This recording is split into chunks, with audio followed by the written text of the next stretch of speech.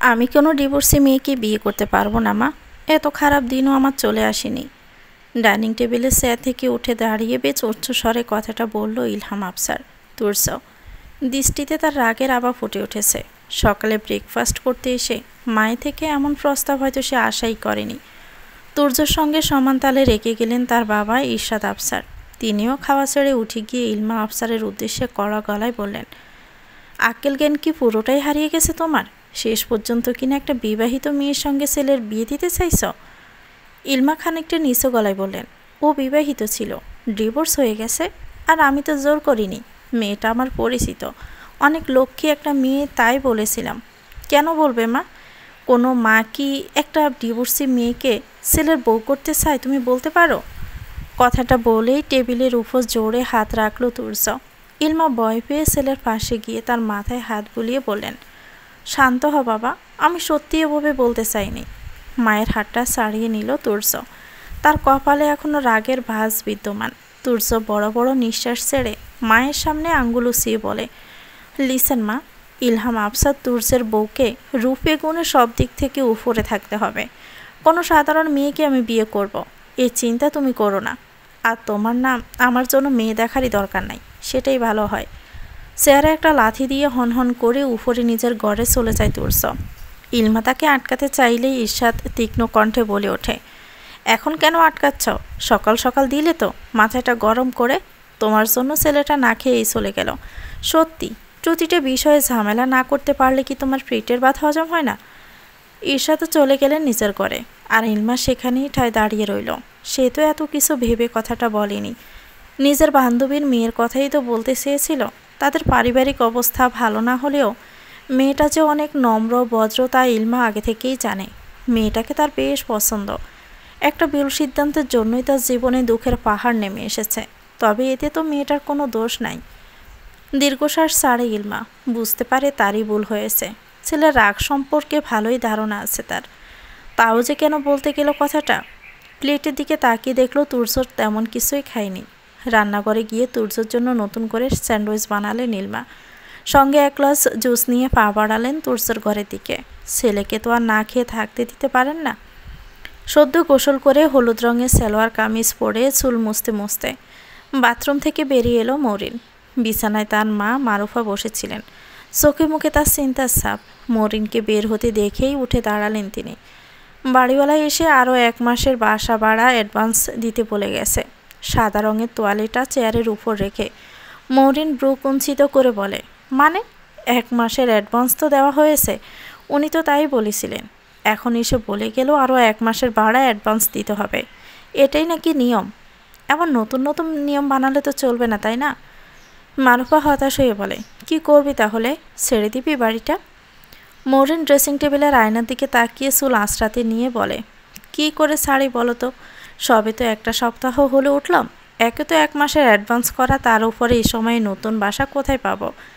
আমি একবার কথা বলবো বাড়িওয়ালার সাথে, তারপর বেশি কথা বাড়ালে তো দিতেই হবে টাকাটা। চুপ করে রইলেন মারুফা।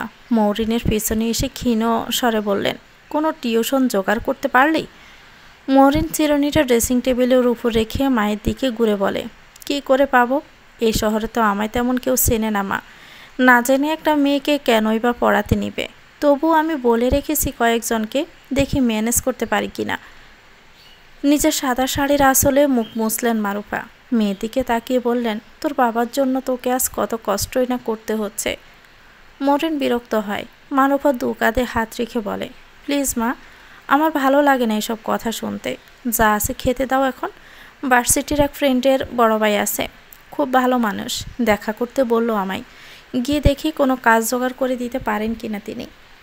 মারুফা আবারও নিজের চোখ মুছে বললেন, কালকে ডিম আলুর তরকারি আছে, খেয়ে নিবি আয়। তুমি খেয়েছো তো? নজর নামিয়ে রাখলেন মারুফা। মরিন যা বোঝার বুঝে গিয়ে বলল, বুঝেছি, চলো একসাথে খাবো। 2 রুমের বাসা, বাড়িটাও বেশ পুরনো। বড় খাট পাতানো ঘর থেকে বেরিয়ে সামনের ঘরে ছোট খাটে বসলেন মারুফা। মরিন রান্নাঘরে গিয়ে 2টো প্লেটে খাবার নিতে লাগলো। মারুফা তাকিয়ে রইলেন মেয়ের দিকে। এত মনের জোর মেয়েটার কাঠ থেকে যে পেল, তাই বুঝে উঠতে পারেন না তিনি। তুর্যর ঘরের সামনে এসে দাঁড়ালেন ইলমা। দরজাটা আটকানো। 2 হাতে ধরে রাখা ট্রেটা 1 হাতে নিয়ে দরজায় নক করলেন ইলমা। অনেক সময় দাঁড়িয়ে থাকার পর দরজা খুলল তুর্য। তবে দরজা খুলে বিছানায় গিয়ে বসে পড়ল সে। বোঝাই যাচ্ছে মায়ের উপর রেগে আছে। ইলমা ভিতরে প্রবেশ করে খাবারের ট্রেটা টেবিলের উপর রাখলেন। এরপর তুর্যর পাশে বসে বললেন, খাবারের উপর রাগ দেখাতে নাই বাবা, খেয়ে নে। আমি খাবো না, তুমি নিয়ে যাও ওটা। মায়ের উপর রাগ করে থাকে না তুর্য? আমি কি কখনো তোর খারাপ চাইতে পারি বল? তুর্য বিরক্তির সঙ্গে চোখ বন্ধ করে বলল, এখন তোমার ইমোশনাল কথা জলি খুলে বসবে না প্লিজ, কিন্তু খাবারটা তো খেয়ে নে। আচ্ছা বেশ, তুই বল তোর কেমন মেয়ে চাই, আমি তেমন মেয়ের সঙ্গেই তোর বিয়ে দিব। তুর্য বিছানা থেকে উঠে দাঁড়িয়ে বলে, তার কোনো দরকার নাই। তুমি আর আমার জন্য মেয়ে দেখার কথা মাথাতেই এনো না। মনে মনে কষ্ট পেলেও তার প্রকাশ করল না ইলমা। উঠে দাঁড়িয়ে সামান্য হেসে বলল, বেশ, তুই যাকে পছন্দ করবি তার সঙ্গেই বিয়ে হবে তোর। আর রাগ করিস না বাবা, খাবারটা খেয়ে নে। তুর্য বুকে হাত গুজে বলে, তুমি যাও, আমি খেয়ে নিব। প্রত্যুত্তরে আর কোনো কথা বলল না ইলমা। হালকা মাথা নাড়িয়ে চলে গেলেন ঘর থেকে। ইলমা চলে যাওয়ার পর দরজা আটকে ট্রে থেকে একটা স্যান্ডউইচ হাতে নিয়ে বিছানায় বসে পড়ল তুর্য। বাবা মায়ের একমাত্র ছেলে সে। ছোটবেলা থেকে ভীষণ আদরে বড় হয়েছে। মায়ের থেকেও বাবা বেশি তাকে মাথায় তুলে রেখেছে। যখন যা চেয়েছে তাই এনে দিয়েছে। পড়াশোনায় বরাবরই ভালো ছিল তুর্য। চাইলেই বড় কোনো চাকরি কিংবা বিজনেস করতে পারত। তবে তার ইচ্ছে ছিল মিডিয়া জগতে আসার। অভিনয়ের প্রতি আগ্রহ তার ছোটবেলা থেকেই। অনেক জনপ্রিয়তা অর্জন করতে চেয়েছিল তুর্য। নিজের ইচ্ছে পূরণ করতেও খুব বেশি বেগ পেতে হয়নি তাকে। অল্প কিছু নাটকের কাজের মাধ্যমেই ব্যাপক দর্শক জনপ্রিয়তা লাভ করে সে। খুব অল্প সময়ের মধ্যেই মানুষ তাকে পছন্দ করেছে, তার অভিনয়ের প্রশংসা করেছে। আর এই সাফল্য তুর্যকে আরও বেশি অহংকারী করে তোলে।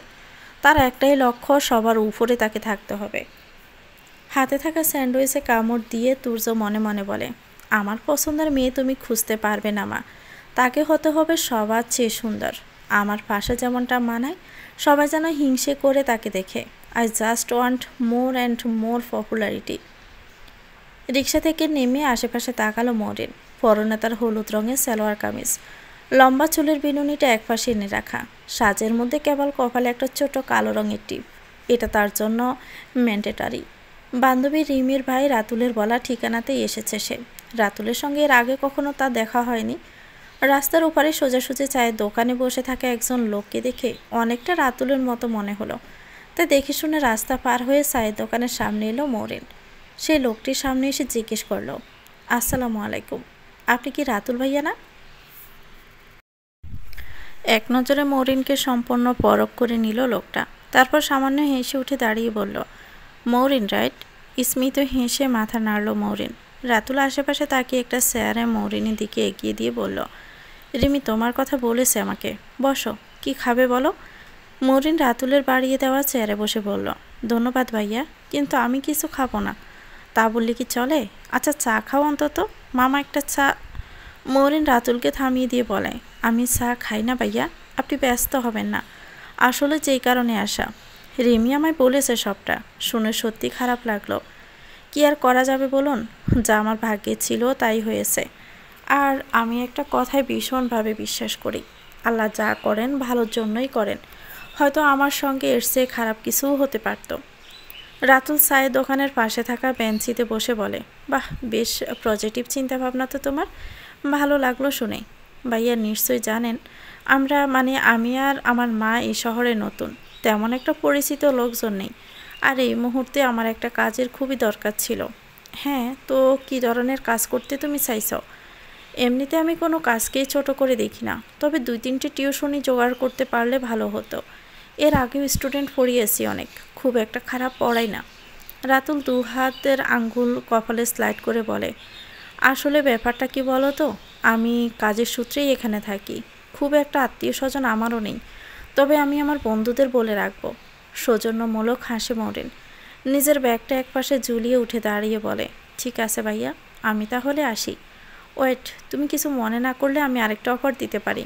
হ্যাঁ হ্যাঁ ভাইয়া, কোনো সমস্যা নেই, আপনি বলুন। তুমি হয়তো জানো না, আমার কাজটা মিডিয়া সেক্টরে, মানে ক্যামেরার পিছনেই থাকা পড়ে আমার, ডিরেক্টর হিসাবে বা অন্য কিছু। তুমি চাইলে আমি সেখানে তোমায় একটা কাজ ম্যানেজ করে দিতে পারি, কিন্তু আমার তো অভিনয়ের বিষয়ে কোনো জ্ঞান নেই, আর তেমন কিছু কখনো করতেও চাইনি। অ্যাক্টিং নয়, তবে শুটিং স্পটে আরও অনেক যাবতীয় কাজ থাকে। যদি টিউশন পেয়েও যাও তবুও পাশাপাশি তুমি এই কাজটা করতে পারো।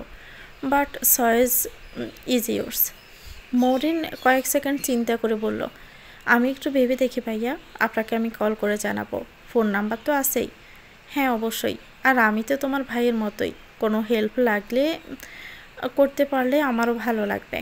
জি ভাইয়া, আমার জন্য দোয়া করবেন। মরিন মুস্কিন হেসে মাথা নাড়িয়ে বিদায় নেয়। আরও অনেক কাজ, ভার্সিটি থেকে ট্রান্সফার নেওয়ার জন্য বেশ বেগ পোহাতে হয়েছে অনেক। মানুষ ঠিকই বলে, মাথার উপর বাবা নামক ছাদ থাকাকালীন মানুষ বাস্তবতা বুঝতে পারে না। যখন তারা চলে যায় ঠিক তখনই যেন দুনিয়াটা নতুন করে চেনা যায়। শুধু সমাজ নয়, আত্মীয় স্বজনদের আসল রূপটাও তখন দেখা যায়। এত বড় রাজধানীতে একটা কাজের জন্য মানুষের এত কাঠখড় পোড়াতে হয়। যদিও মৌরিন কখনোই অলস ছিল না, সে যথেষ্ট পরিশ্রমী মেয়ে। তবে হুট করে বাস্তব সমাজের সঙ্গে মানিয়ে নিতে কষ্ট হচ্ছে। নিজের এই 21 বছরের জীবনে অনেক ধরনের অভিজ্ঞতা হয়েছে তার, অনেক প্রকার মানুষ দেখেছে। তবে এখন মনে হচ্ছে এতদিন সব কিছু দেখেছে অন্যের চোখে, এখন দেখছে নিজ চোখে। রেস্টুরেন্টে সোফায় পায়ের উপর পা তুলে বসে ফোন স্ক্রল করছে তুর্য। চোখে তার হাই কোয়ালিটি সানগ্লাস আর পরনে কালো রঙের শার্ট। ফর্সা মানুষকে কালো রঙে এমনিতেই মানায়, তবে তুর্যকে যেন একটু বেশিই মানায়।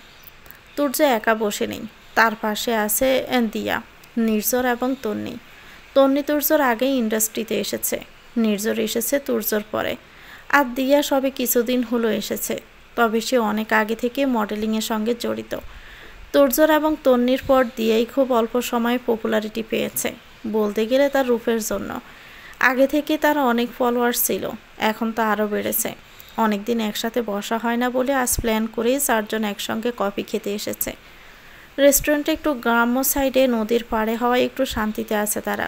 সব সময় ক্যামেরার সামনে থেকে তারা নিজেরাও বিরক্ত, তাই একটু এসবের বাহিরে গিয়ে সময় কাটানো প্রয়োজন।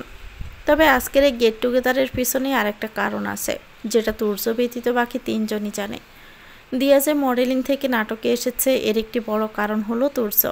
আগে থেকে সে তুর্যকে পছন্দ করত, তাই এই সেক্টরে এসেছে। ভেবেছিল একসঙ্গে কাজ করার সুযোগ পেলে ধীরে ধীরে তুর্যর মনেও জায়গা করে নিতে পারবে।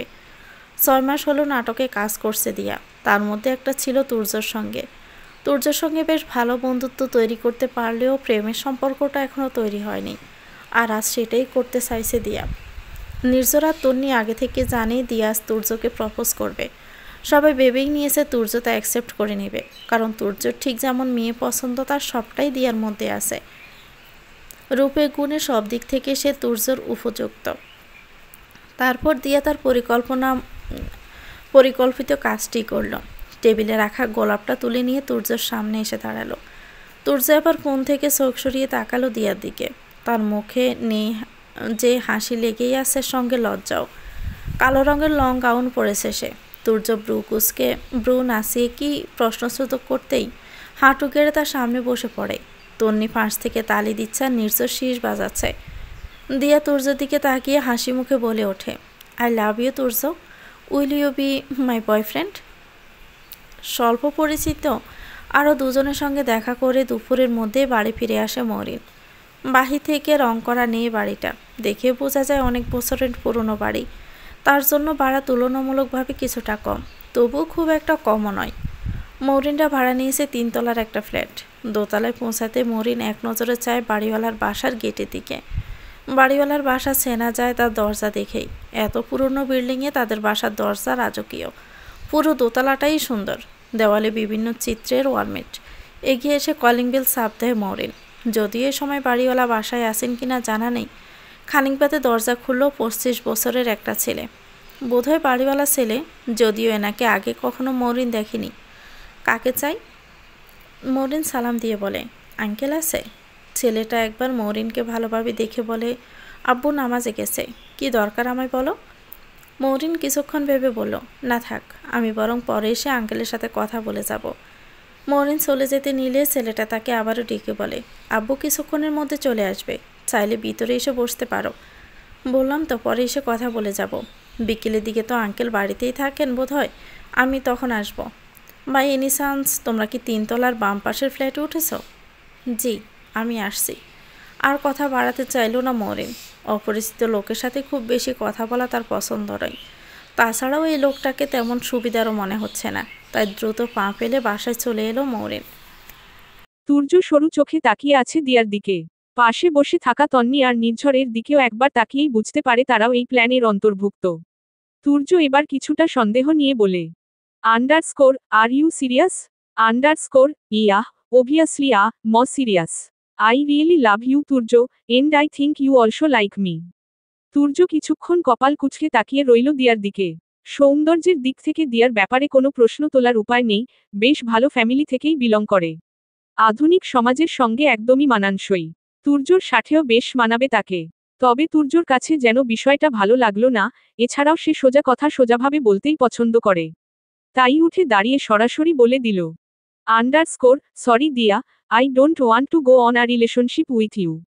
দিয়া, তন্নি, নির্ঝর তিনজনই যেন তুর্যর কথা শুনে আকাশ থেকে পড়ল।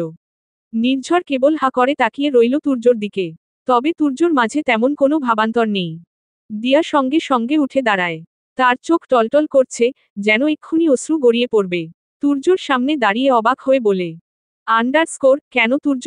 অ্যাম আই নট বিউটিফুল? তুর্য মুখে কিছুটা বিরক্তির ভাব ফুটিয়ে বলল, underscore you are so much beautiful Diya, but I don't like your attitude. Please excuse me. টেবিলের উপরে রাখা গাড়ির চাবিটা হাতে নিয়ে রেস্টুরেন্ট থেকে বেরিয়ে আসে তুর্য, সঙ্গে নিজের শার্টের পকেটে ঝুলিয়ে রাখা সানগ্লাসটা পরে নেয়। একটা চুইংগাম মুখে দিয়ে চিবোতে চিবোতে গাড়িতে উঠে ড্রাইভ করতে শুরু করে তুর্য, তার মাঝে কোনো আহামরি ফিলিংস নেই। এই একটা মেয়েকে কয়েক মিনিট আগে রিজেক্ট করে আসলো, মেয়েটা নিশ্চয়ই এখন কেঁদে ভাসাচ্ছে। তবে এসবের কোনো ভাবান্তর তুর্যর মাঝে লক্ষ্য করা যাচ্ছে না। দিয়াকে তুর্যের অপছন্দ, ব্যাপারটা ঠিক তেমন নয়। পছন্দ না হওয়ার তেমন কোনো কারণ নেই। তবে দিয়াকে তুর্য যতদিন ধরে দেখছে, তাকে বেশ গায়ে পড়া মনে হয়েছে। যদিও সে যথেষ্ট স্মার্ট, তবুও এমন গায়ে পড়া মেয়ে তুর্যের খুব একটা ভালো লাগে না। তাই তাকে রিজেক্ট করার জন্য দুবার ভাবতে হয়নি তুর্যকে। কিছুক্ষণ বাদেই তুর্যর ফোনটা বাজতে শুরু করে, পাশের সিটেই রাখা ছিল ফোনটা।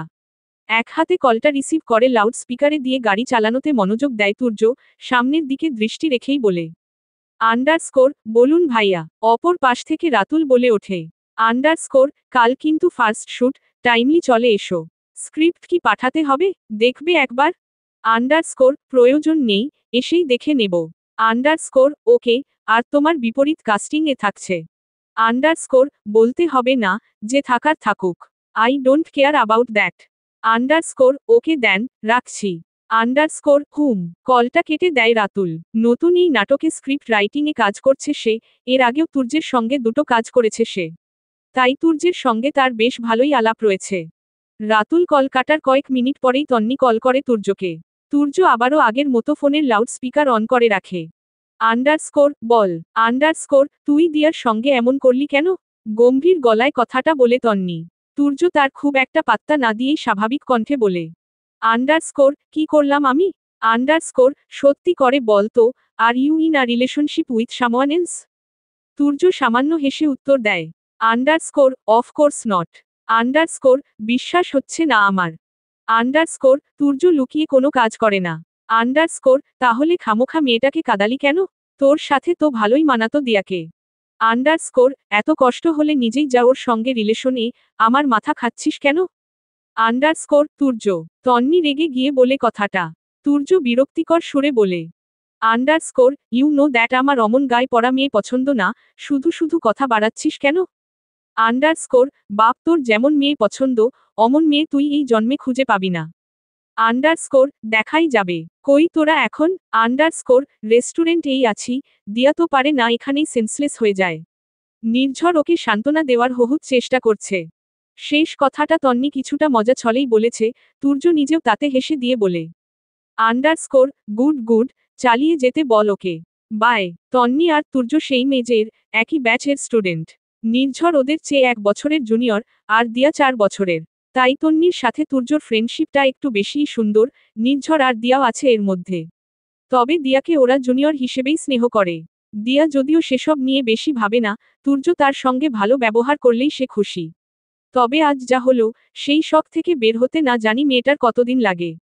আদতেও বের হতে পারে কিনা। এই রোদের মধ্যে বাহিরে থাকায় ঘেমে যাচ্ছে তাই অবস্থা, তাই বাসায় এসেই আরও একবার গোসল করে নিল মৌরিন। এরপর নামাজ পড়ে এসে খেতে বসল, মারুফাও তার জন্যই অপেক্ষা করছি। মৌরিন নামাজ শেষ করে এসে বসতেই মারুফা উৎসাহিত হয়ে বললেন, একটা ভালো খবর আছে রে মৌ। ওই যে চারতলার ভাবি আছে না, তাকে আমি বলে রেখেছিলাম কোনো প্রাইভেট টিচার দরকার হলে জানাতে। আমায় এসে বলল ওনার যে ছোট মেয়েটা আছে নিহা, ক্লাস 3-তে পড়ে, ওর জন্যই নাকি টিচার খুঁজছে। আমি তোর কথা বললাম। তারপর আন্টি কি বলল? বলল তার মেয়েকে পাঠিয়ে দেবে পড়ার জন্য, বাসায় এসেই পড়ে যাবে। তোর কখন সময় হয় সেটা জানাতে বলল, আর ফিটাও জানাতে বলেছে। মৌরিন হেসে বলে, ওইটুকু বাচ্চাকে পড়াবো, তাও আবার প্রতিবেশী। টাকা কি করে নেই বলো তো? মারুফা উদাস হয়ে মৌরিনের পাশে বসে বলেন, আমাদের এখন যেই অবস্থা, না নিয়েও তো উপায় নেই। তা অবশ্য ঠিক বলেছ। তুমি তাহলে আন্দাজমতো কিছু একটা বলে দিও, আর বর্তমানে তো আমি সারাদিনই ফ্রি। ভার্সিটি ট্রান্সফার করাতে পারলে তারপর একটু প্রবলেম হবে, তার আগে তো কোনো কাজ নেই। সন্ধ্যার দিকে আসতে বলো ওকে। কিছুটা সময় পেরিয়ে যায়, খাওয়ার মাঝে রাতুলের কথা মনে পড়তেই মৌরিন মারুফার উদ্দেশ্যে বলে ওঠে, জানো মা, নতুন একটা কাজের খোঁজ পেয়েছি। কি কাজ? খুশি হয়ে কথাটা বলেন মারুফা। তবে মৌরিন সবটা খুলে বলার পর তার মুখটা একদম চুপসে যায়। কি হলো মা? তুমি আবার মন খারাপ করছো কেন? ছেলেটাকে কতটা চিনিস তুই? ওর কথায় বিশ্বাস করাটা কি ঠিক হচ্ছে? বিশ্বাস করাটা দোষের নয় মা, তবে অন্ধবিশ্বাস করাটা দোষের। বিশ্বাসের দাম কজন দেয়? মৌরিন স্মিত হেসে উত্তরে বলে, তবে অবিশ্বাস করেও যে থাকা যায় না। বেঁচে থাকতে গেলে মানুষকে যে বিশ্বাস করতেই হবে। যদি কেউ সেই বিশ্বাসের দাম না দেয় তবে সেটা ভাগ্যের লিখন। মারুফা মেয়ের দিকে অবাক চোখে তাকাতেই সে চোখ নামিয়ে খাওয়ায় মনোনিবেশ করে। মেয়ের এমন ব্যবহারে, এমন কথায় বরাবরই স্তম্ভিত হন মারুফা। নিজেও চোখ নামিয়ে নিয়ে দীর্ঘশ্বাস ছেড়ে বলেন, তাহলে কাজটা করছিস? আর একটু ভাবি বরং, রাতে জানাবো ভাইয়াকে। খাওয়া শেষে গিয়ে বিছানায় গা এলিয়ে দেয় মৌরিন। একটু বিশ্রাম নেবে এখন, সঙ্গে ভাববে নিজের ভবিষ্যৎ সম্পর্কে। তারপর আসরের নামাজ পড়ে যাবে বাড়িওয়ালার বাসায়, আশা করা যায় এবার তার সঙ্গে কথা বলতে সক্ষম হবে। দুপুরের কাঠফাটা রোদ শেষে সন্ধ্যায় এসে একটু শীতল বাতাসের অস্তিত্ব খুঁজে পাওয়া গেল। খাওয়া শেষে বিশ্রাম নিতে শুয়েছিল মৌরিন, কখন যে চোখ লেগে গেছে তার নিজেরই খেয়াল নেই। মারুফাও আর ডেকে দেয়নি, মাগরিবের আজানের ধ্বনি কানে আসতেই ঘুম ভেঙে যায় মৌরিনের। অবাক হয় সে, এতক্ষণ ঘুমালো। আসরের নামাজটাও পড়া হলো না, বাড়িওয়ালার বাসায়ও যাওয়া হলো না। তবুও একটু ঘুমিয়ে বরং ভালোই হয়েছে, শরীরটা হালকা লাগছে এখন। দ্রুত বিছানা থেকে নেমে অজু করে নামাজটা পড়ে নিল মৌরিন। চুল আছড়ে নিয়ে ঘরের জানালার পাশে এসে দাঁড়ায় সে। বাতাসের বেগে পর্দাগুলো কয়েক হাত দূরে পর্যন্ত উড়ে চলে যাচ্ছে, বাতাস থামলে তারা আবারও পূর্বের জায়গায় ফিরে আসছে। চোখ বন্ধ করে কিছুক্ষণ এর জন্য সেই শীতল বাতাস উপভোগ করল মৌরিন। জীবনটাকে তার এই বাতাসের সঙ্গেও তুলনা করতে ইচ্ছে হলো। কখনো কখনো এই শীতল বাতাসে শরীর কাটা দেয়, বাহ্যিক সবকিছু ভুলে কেবল সেই সময়টাকেই উপভোগ করতে ইচ্ছে হয়। আবার কখনো সেই বাতাস একদমই থেমে যায়, রোদের মাঝে একটুখানি বাতাসের প্রয়োজন হলেও তার অস্তিত্ব খুঁজে পাওয়া যায় না। মৌরিনের জীবনটা বোধ হয় এখন সেই দ্বিতীয় পর্যায়ে আছে, জীবনের গতিও একদমই থেমে গেছে। তবে সে মনে প্রাণে বিশ্বাস করে, প্রকৃতির মতোই তার জীবনে আবারও শীতলতা আসবে। তার কাজ শুধু ধৈর্য ধরা, আর জীবনটাকে সচল রাখার চেষ্টা করা। ইতিমধ্যে মারুফাও নামাজ শেষ করে হিজাব পরা অবস্থাতেই ঘরে এলেন। তার উপস্থিতি টের পেয়েই চোখ খুলল মৌরিন, শেষবারের মতো লম্বা নিঃশ্বাস নিয়ে ঘুরে দাঁড়ালো সে। বিছানার উপরে রাখা সুতির গোলাপি রঙের ওড়নাটা হাতে নিল। সুন্দর করে মাথায় ওড়নাটা টেনে নিজেকে আবৃত করে নিল। ড্রেসিং টেবিলের উপর থেকে ফোনটা হাতে নিয়ে মারুফার সামনে এসে বলল, আমায় ডাকতে পারতে মা, বলে এসেছিলাম বিকেলে যাব কথা বলতে। কাকে বলে এসেছিস? বাড়িওয়ালা আঙ্কেলের ছেলে বোধ হয়। থাক, দেরি যখন হয়েই গেছে তখন আর বেশি দেরি না করি। আমি গিয়ে বাড়িওয়ালা আঙ্কেলের সাথে কথা বলে আসি কেমন? মারুফা চোখ ছোট করে বললেন, ওনার আবার ছেলেও আছে নাকি? কয়েক সেকেন্ড মায়ের মুখের দিকে তাকিয়ে রইল মৌরিন। সামান্য ঘাড় বাঁকিয়ে তাচ্ছিল্যের সুরে মৃদু হেসে মারুফার এক কাঁধে হাত রেখে বলে, খামোখা চিন্তা করো না মা, তোমার মেয়ে এত অপরূপা সুন্দরী নয় যে কেউ নজর দিয়ে দিবে। মৌরিনের এই কথাটা খুব একটা পছন্দ হল না মারুফার। তিনি প্রতিবাদ রূপে বললেন, আমার মেয়ে, আমার চোখে সবার থেকে সুন্দর। আন্ডারস্কোর বুঝেছি, এখন যাই আমি? বেশিক্ষণ লাগবে না, ভাড়ার ব্যাপারে কথা বলেই চলে আসছি। মারুফা ছোট করে, যাহ বলে মাথা নাড়লেন। মৌরিন ওড়নাটা আরও একবার ঠিক করে বাসা থেকে বের হলো, গন্তব্য হলো বাড়িওয়ালার বাসা। কয়েক সেকেন্ডের মধ্যেই দোতলায় চলে এলো মৌরিন, বাড়িওয়ালার দরজার সামনে এসে পূর্বের ন্যায় কলিং বেল চাপ দিল। এবার দরজা খুলল অন্য কেউ, তাকে মৌরিন আগেও দেখেছে, বাসার কাজের লোক হবে হয়তো। পোশাক দেখে তো তাই মনে হয়। মৌরিন তাকে সালাম দিয়ে জিজ্ঞেস করে, আন্ডারস্কোর আঙ্কেল আছেন? মহিলা কিছুটা পাশে সরে গিয়ে হাসিমুখে বলেন, আন্ডারস্কোর হ্যাঁ আছে তো, ভিতরে আসেন। মৌরিন স্মিত হেসে ভিতরে প্রবেশ করতেই সোফায় বসে থাকতে দেখে আফজাল সাহেবকে। মনোযোগ দিয়ে কিছু কাগজে চোখ বুলাচ্ছিলেন তিনি। মৌরিনকে দেখে তার দিকে তাকিয়ে সৌজন্যমূলক হেসে তার সালামের উত্তর দিয়ে বলে, আন্ডারস্কোর দুপুরেও নাকি এসেছিলে? কোনো দরকার? হাতের ইশারায় মৌরিনকে সোফায় বসতে বলেন আফজাল। মৌরিন সোফায় বসে স্বাভাবিকভাবেই বলে, আন্ডারস্কোর আঙ্কেল কিছু মনে করবেন না। বাসা ভাড়া নেওয়ার সময় তো কথা ছিল 1 মাসের অ্যাডভান্স দিতে হবে, তাহলে এখন আবার 2 মাসের কথা উঠছে কেন? আন্ডারস্কোর সবাই 2 মাসের অ্যাডভান্স দিয়েই ওঠে, তোমাদের হয়তো আগে জানানো হয়নি। এখন জানিয়ে দিলাম। আন্ডারস্কোর আগে তো জানানো উচিত ছিল, তাই না? আন্ডারস্কোর এত কথা বাড়ানোর ইচ্ছে বাবা আমার নেই। সবাই যেহেতু 2 মাসের ভাড়া অ্যাডভান্স করে তাই তোমাদেরও তাই করতে হবে। বেশি সমস্যা থাকলে কদিন পরে দিও, তবে দিতে হবেই। আফজাল সাহেবের কথার ধরনেই বোঝা গেল তিনি বেশ বিরক্ত। মৌরিন তাই আর কথা বাড়ানোর ইচ্ছে পোষণ করল না। বসা থেকে উঠে বলে, আন্ডারস্কোর উঠে যখন পড়েছি তখন নিয়ম থাকলে তো দিতেই হবে। তবে এরপর থেকে সবাইকে আগে থেকে জানিয়ে রাখার চেষ্টা করবেন আঙ্কেল। আসছি। আফজাল সাহেব মৌরিনের কথা তেমন গ্রাহ্যই করলেন না, তাই প্রত্যুত্তরে কিছু না বলে চুপ করে রইলেন। মৌরিন বাসা থেকে বেরিয়ে যাবে সেই মুহূর্তে তার দ্বিতীয়বার সাক্ষাৎ হয় আরাফ অর্থাৎ আফজাল সাহেবের ছেলের সঙ্গে। আরাফ মৌরিনকে দেখেই তার হাতে থাকা ফোনের থেকে চোখ সরিয়ে বলে, আন্ডারস্কোর তুমিই তো দুপুরে এসেছিলে তাই না? হয়েছে আব্বুর সাথে কথা বলা? মৌরিন শুধুমাত্র বলেই দরজা খুলে বেরিয়ে গেল। আরাফ আফজালের সামনে সোফায় বসে বলে, আন্ডারস্কোর নতুন ভাড়াটিয়া নাকি আব্বু? আন্ডারস্কোর হ্যাঁ, ওই 3 তলায় নতুন উঠেছে 1 সপ্তাহ হলো। বিরক্ত হয়ে বলেন আফজাল। আরাফ দরজার দিকে একবার তাকিয়ে বলে, আন্ডারস্কোর তা কি নিয়ে কথা বলতে এসেছিল? আন্ডারস্কোর 1 মাসের অ্যাডভান্স দিয়ে উঠেছিল। এখন আরেক মাসের কথা বলায় নাকি ভুল হয়েছে আমার? একটু থেমে আফজাল আবার নিজে থেকেই বললেন, আন্ডারস্কোর বাপ রা মেয়ে তো, পারিবারিক অবস্থাও তেমন ভালো না। আমিও তো একটু ছাড় দিলাম, কয়েক দিন পরে দিতে বললাম। এর চেয়ে বেশি ছাড় বাবা আমি দিতে পারবো না। উত্তরে কিছু বলল না আরাফ। এক নজর আফজালের দিকে তাকিয়ে ফোন স্ক্রোল করতে করতে নিচে চলে গেল সে। আফজাল ও পূর্বের ন্যায় নিজের কাজে মনোনিবেশ করলেন। আন্ডারস্কোর বাসায় এসে আরও কিছুক্ষণ চিন্তা ভাবনা করে মৌরিন রাতুলের বলা কাজটা করার সিদ্ধান্ত নিয়ে ফেলল। অন্তত বেশ কয়েকটা টিউশন জোগাড় করার আগ পর্যন্ত। জমানো টাকা দিয়ে আর কতদিনই বা চালানো যাবে, কিছু তো একটা করতেই হবে। মারুফা কয়েকবার সেলাই এর কাজ করতে চেয়েছিলেন, তবে মৌরিন তাতে বাধা দিয়েছে। কোমরে ব্যথা নিয়ে তাকে এই সেলাই এর কাজ করতে দিবে না মৌরিন। ফোন থেকে রাতুলের নম্বর বের করে কল দেয় মৌরিন। 2 বার রিং হওয়ার পর কলটা রিসিভ হয়। Underscore hello. আন্ডারস্কোর আসসালামু আলাইকুম ভাইয়া, আমি মৌরিন। আন্ডারস্কোর ও আচ্ছা, হ্যাঁ বলো মৌরিন। আন্ডারস্কোর আপনি যে কাজের কথা বলেছিলেন আমি তাতে রাজি আছি ভাইয়া। কখন কোথায় থাকতে হবে বলে দিয়েন। আন্ডারস্কোর বাহ, এত বেশ ভালো কথা। এমনিতেই একটা মেয়ে অসুস্থ হয়ে পড়ায় ঝামেলায় ছিলাম। তুমি থাকলে আর প্রবলেম হবে না, কালকেই শুটিং আছে। খুব একটা দূরে নয়, আমি তোমাকে ঠিকানা পাঠিয়ে দিলে আসতে পারবে না? আন্ডারস্কোর হ্যাঁ পারবো ভাইয়া। আন্ডারস্কোর ঠিক আছে আমাকে এই নম্বরেই হোয়াটসঅ্যাপে নক দিও, ঠিকানা পাঠিয়ে দেব। আন্ডারস্কোর জি ভাইয়া, আল্লাহ হাফেও। কলটা কেটে রাতুলের সেই নম্বরে হোয়াটসঅ্যাপে মেসেজ দেয় মৌরিন। এরপর বিছানায় বসে অপেক্ষা করে তার রিপ্লাই এর জন্য। শুটিং এর জায়গায় থাকা, স্ক্রিপ্ট এগিয়ে দেওয়া, কারো কিছু দরকার হলে তা এনে দেওয়া এসব কাজই হবে হয়তো। এতে তেমন কোনো সমস্যা নেই মৌরিনের, তবে অনেক মানুষের মাঝে থাকতে হবে, এটাই সামান্য সমস্যা। আন্ডারস্কোর সকাল সকাল শুটিং স্পটে এসে হাজির হয়েছে তুর্য, রাতুল সহ আরও অনেকে। তবে নায়িকা এখনো আসেনি। কাঙ্ক্ষিত নায়িকাও 2 মিনিটের মাথায় খোলা মাঠের সামনে এসে গাড়ি থেকে নামল। সেটা আর কেউ নয়, তন্নি। তুর্য এখানে এসে জানতে পেরেছে সেটা, যদিও এর আগেও তারা একসঙ্গে নাটক করেছে। এটা নতুন কিছুই নয়।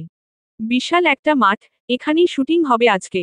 তন্নি যেখানে এসে গাড়ি থেকে নেমেছে তার একটু পাশেই তুর্য বসেছিল। তন্নি ওর সামনে আসতেই বলে ওঠে, আন্ডারস্কোর, তুই আবার এত লেট লতিফ হলি কবে থেকে?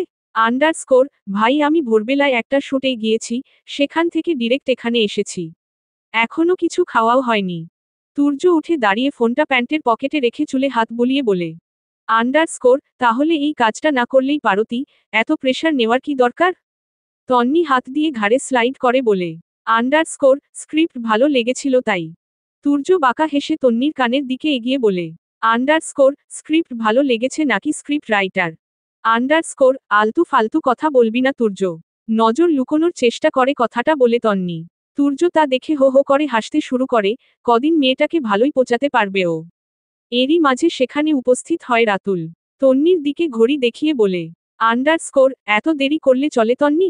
আন্ডারস্কোর, সরি ভাইয়া, আসলে একটু কাজ ছিল তো।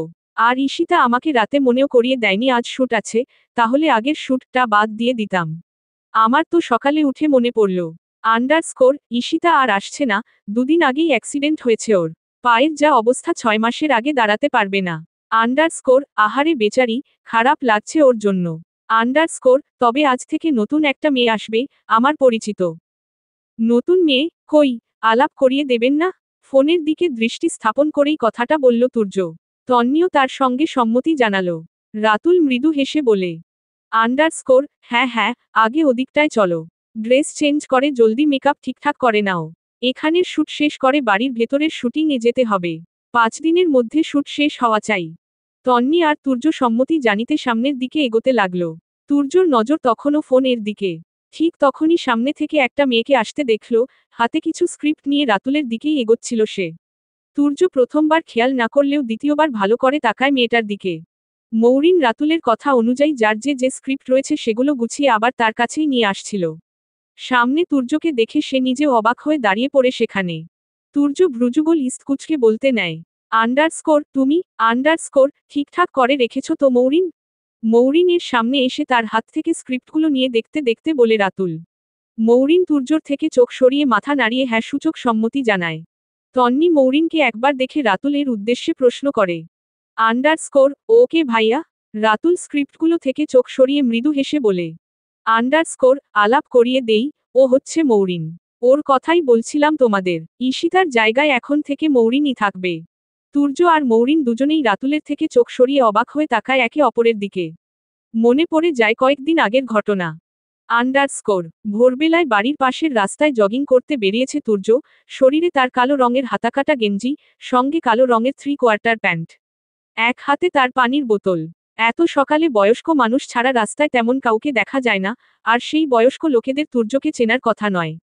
ইয়াং জেনারেশন এর দু-একজন থাকলে তারা তুর্যকে চিনে ফেলে, তবে দু-একটা সেলফি তুলতে খুব একটা ঝামেলা হয় না তুর্যর। বরং নিজের এই জনপ্রিয়তা নিয়ে অহংকার হয় তার। অনেকটা সময় শেষে একটা মাঠের পাশে বেঞ্চে এসে বসে পড়ে তুর্য। হাতে থাকা পানির বোতলটা খুলে মাথা সামান্য ঝুঁকিয়ে অনেকটা পানি ঢেলে দেয় মাথার সামনের অংশে এবং মুখে। বোতলটা আটকে অন্য হাতের সাহায্যে পানিটুকু ঝেড়ে নিয়ে উঠে দাঁড়ায় সে। তবে কয়েক কদম পা বাড়াতেই পিছন থেকে একজন মেয়েলি কণ্ঠে ডাক দেয় তাকে। তুর্য শিওর ছিল হয়তো তার কোনো ফ্যান দেখতে পেয়েছে তাকে। থেমে যায় তুর্য। মৌরিন দ্রুত পা বাড়িয়ে তুর্যের সামনে এসে বলে, আন্ডারস্কোর, এক্সকিউজ মি। কথাটা বলে নিজের ফোনটা সামনে ধরে একটা অ্যাড্রেস দেখাতে চায় সে। তুর্য ভেবেছিল মৌরিন হয়তো সেলফি তোলার জন্য ফোন সামনে আনছে, তাই সে মুচকি হেসে খানিকটা ছবি তোলার ভঙ্গিতে দাঁড়ায়। তা দেখে মৌরিন ভ্রু কুঁচকে বলে, আন্ডারস্কোর, আপনি এমন করছেন কেন? অবাক হয় তুর্য, মুখভঙ্গি স্বাভাবিক করে নেয় সে। মৌরিন সেদিকে খেয়াল না করে ফোনে একটা অ্যাড্রেস দেখিয়ে বলে, আন্ডারস্কোর, এই জায়গাটা এখান থেকে কতদূর একটু বলতে পারবেন প্লিজ? আসলে আমি গুগল ম্যাপে ঢুকতে পারছিলাম না।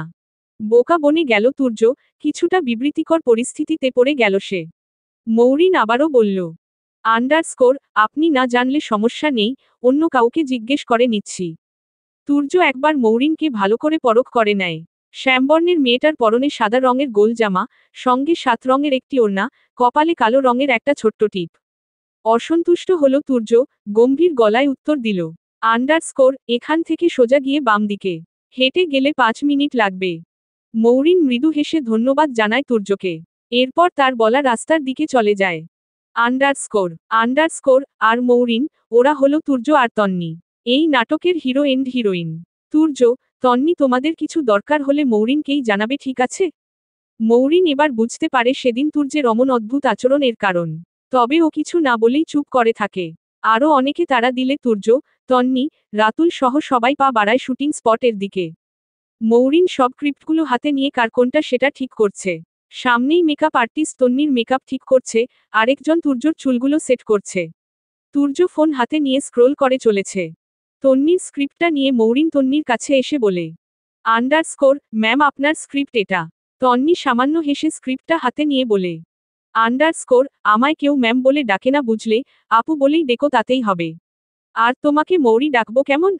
স্মিত হেসে সায় দিল মৌরিন। তন্নি তুর্যর দিকে তাকিয়ে আবারও বলে, আন্ডারস্কোর, ওকে যা খুশি ডেকো, ওটা তোমার ইচ্ছে।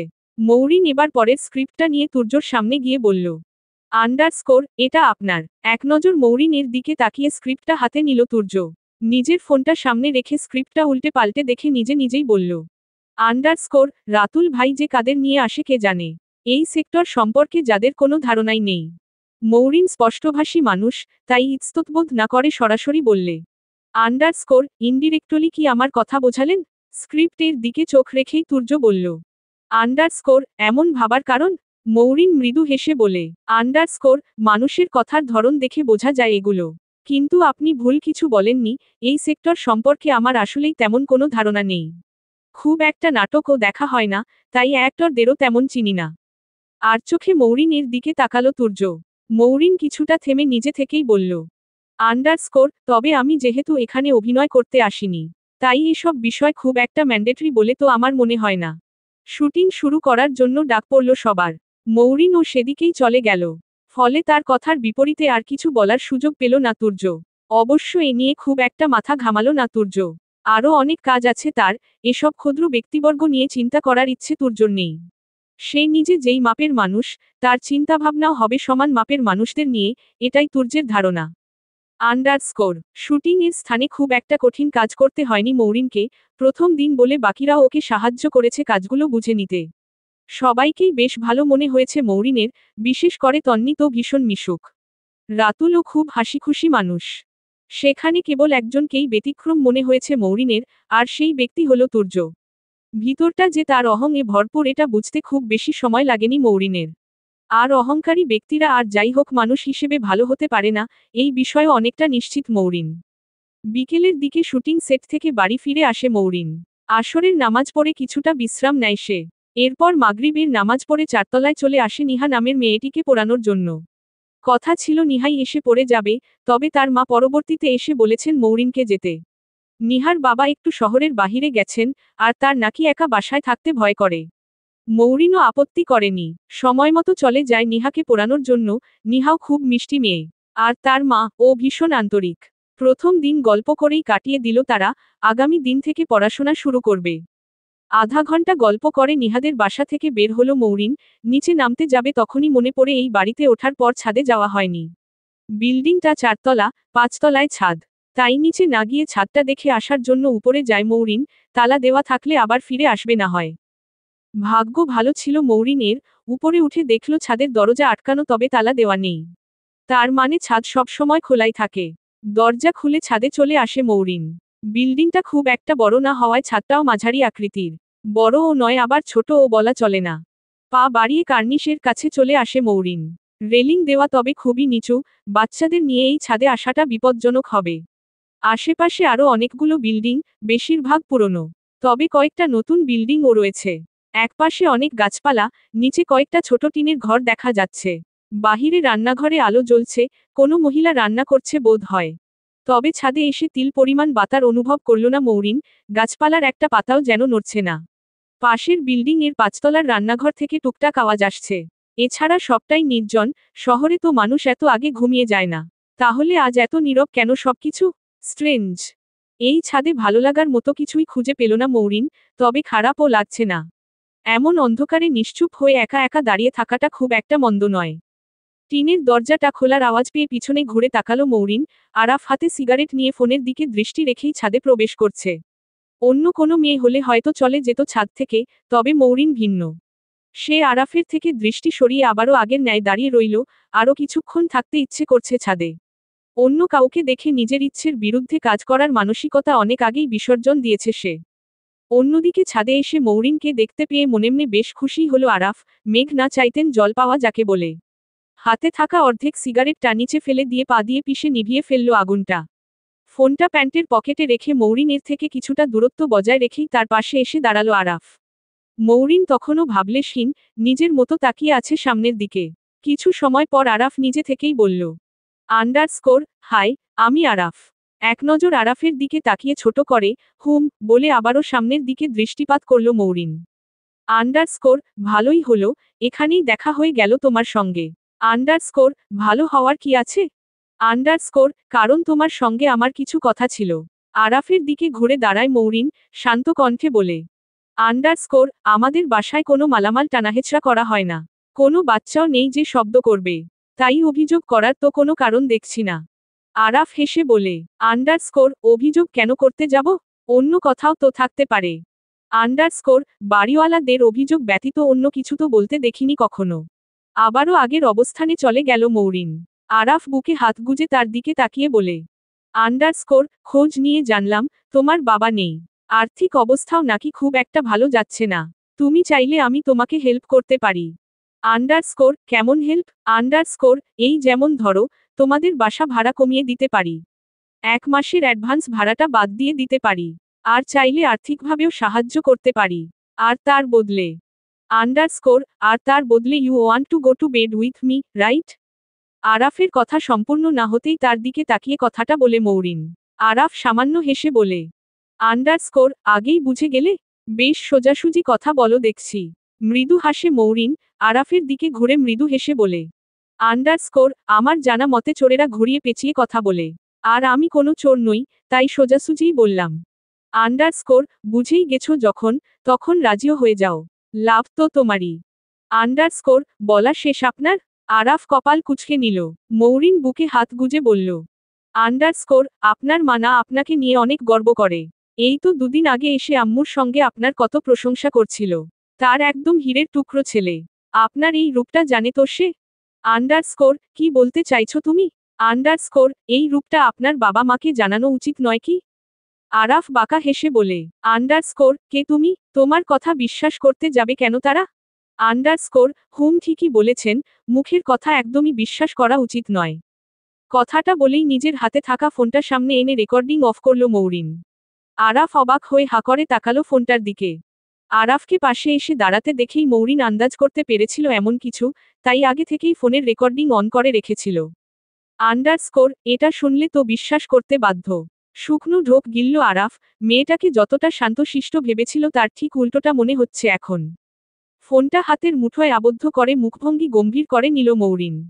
নিজে থেকে আরাফের দিকে 2 কদম এগিয়ে গিয়ে বলল, বাবা মায়ের চোখে সন্তানকে ছোট করতে খুব খারাপ লাগবে আমার। তবে দ্বিতীয়বার এই ধরনের প্রস্তাব আমার কানে এলে ওই খারাপ লাগাটা ভুলে যাব আমি। আর কিছু বলার সুযোগ পেল না আরাফ, তার আগেই মৌরিন নেমে গেল ছাদ থেকে।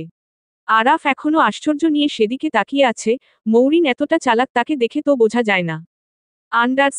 কলিং বেলের শব্দ পেতেই জলদি এসে দরজা খুললেন মারুফা। মৌরিন ভিতরে এসে কিছুক্ষণ তাকিয়ে রইল মারুফার দিকে, এরপর নজর গেল পাশের ছোট খাটটার দিকে। সেখানে বাবার ছবিটা পড়ে থাকতে দেখে দীর্ঘশ্বাস ছাড়ল মৌরিন। মারুফা মেয়ের থেকে নিজের নজর আড়াল করার চেষ্টা করছেন, তবে তা সম্ভব হচ্ছে না। এগিয়ে এসে কে নিয়ে খাটে বসালো মৌরিন। বিছানায় থাকা ফটোফ্রেমটা হাতে নিয়ে নিজের ওড়নার সাহায্যে মুছে নিল সেটা। এরপর মায়ের দিকে তাকিয়ে হতাশ কণ্ঠে বলল, তুমি আবার কান্নাকাটি করছিলে তো? কেন এত কাঁদো বলতো? বেশি কষ্ট হলে তো আমার সাথে কথা বলতে পারো মা। আঁচলে চোখে মুছে মারুফা বললেন, তোর কষ্ট হয় না বুঝি? কি করে এত শান্ত থাকিস বলতো? আমি আমার ভাগ্যকে মেনে নিতে পেরেছি মা, তাই হয়তো কষ্টগুলো একটু হলেও কমে যায়। কিন্তু তুমি তো এখনো মানতে পারছো না। মেয়ের মাথার হাত বুলিয়ে দিলেন মারুফা। অসহায় সুরে বললেন, আমার যে তোর জন্য বেশি কষ্ট হয় মৌ। আমার ভাগ্যে যা ছিল তা না হয় মেনে নিলাম। কিন্তু তুই কি করে মেনে নিচ্ছিস মা? তোর ভাগ্যটা তো এমন না হলেও পারত। বিপরীতে আর কিছু বলল না মৌরিন। মারুফা আবারও নিজের চোখ মুছে বললেন, তোর এই মনোবলই একদিন তোকে অনেক বড় জায়গায় নিয়ে যাবে মৌ, মিলিয়ে নিস আমার কথা। তার সঙ্গে জীবনে এমন একজন মারুফাকে তার কথা সম্পূর্ণ করার সুযোগ দিল না মৌরিন। নিচের দিকে দৃষ্টি রেখেই বলল, আন্ডারস্কোর চাই না তো। বিশ্বাস করো, কাউকে চাই না আমার। আমি কেবলমাত্র আমাকে চাই, নিজের মাঝে আমি নিজেকেই খুঁজে পেতে চাই, অন্য কাউকে নয়। নিজের মতো বাঁচতে চাই, সঙ্গে চাই এক ফালি সুখ। গাম্ভীর্যতা থেকে বেরিয়ে আসার জন্য কিছুটা থামল মৌরিন। মারুফার দুগালে হাত রেখে মুচকি হেসে বলল, আন্ডারস্কোর সঙ্গে তুমি তো আছোই। দেখো, আমরা তো এখনো ভালোই আছি। কত মানুষের তো করুণ অবস্থা, আমরা তো দিব্যি আছি সেখানে। একটু অভাব আছে ঠিকই, তবে সেটা কোনো বিষয় নয়। মারুফা বুঝতে পারলেন, মৌরিন নিজেকে এবং তাকে উভয়কেই শান্ত করার চেষ্টা করছে।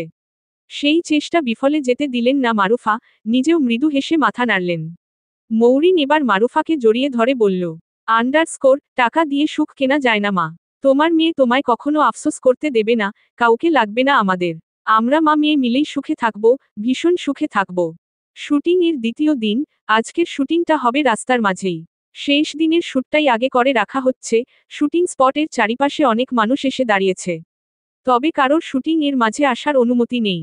আজকের সিনটা শুধুই তন্নি আর তুর্যকে নিয়ে, তাই সহ অভিনেতা অভিনেত্রী তেমন একটা নেই। তন্নির ড্রেসের রং সম্পূর্ণ সাদা, সঙ্গে তাকে হালকা মেকআপ করানো হয়েছে। আর তুর্যর পরনে সাদা রঙের শার্ট, যার হাতা কোনোই অবধি গোটানো। চুলগুলো এলোমেলো, আর গালভর্তি দাড়ি। মূলত এই লুকটার কারণেই শেষের পার্টগুলো আগে শ্যুট করা হচ্ছে। মৌরিন ঠিক সময়ে এসেই নিজের কাজগুলো করে দিচ্ছে।